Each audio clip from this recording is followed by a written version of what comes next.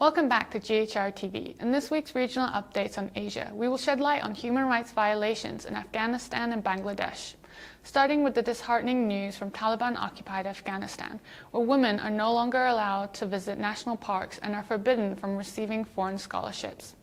Band-e-Amir National Park was known for being a park with the country's first ever female rangers. Sadly, this is no longer the case as the Taliban deepens its repressive rule over the country.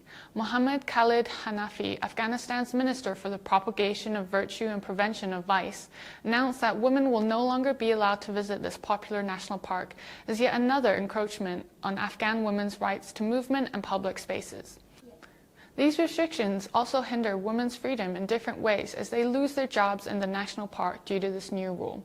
This latest restriction comes nearly a month after women were banned from beauty salons in Afghanistan.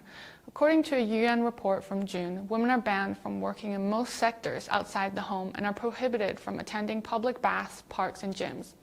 They also have to wear a loose-fitting black garment to cover their face and are no longer allowed to leave the home without reason or without a male guardian. The restrictions go as far as restricting female students from receiving scholarships to study abroad and removing their opportunity to education. Afghan female students were still hopeful after Taliban shutting down universities because scholarships were still an option for them to study abroad. A female student who was ready to leave the country to go study in Dubai was stopped by Taliban officials after seeing her student visa.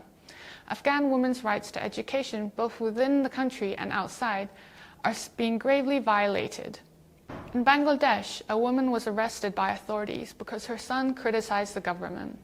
Anisha Siddiqa is a 58-year-old woman whose son lives in the United States. Her son criticized the trial and conviction of an opposition politician by Bangladesh's International Crimes Tribunal. Amnesty International is calling the Bangladeshi government to immediately release his mother.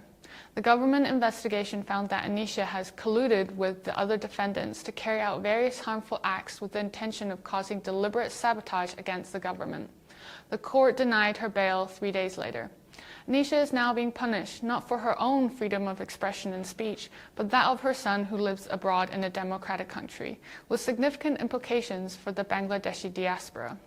Thank you for tuning in to this week's Human Rights Updates. Please follow us on our GHRTV and GHRD socials for more information and updates.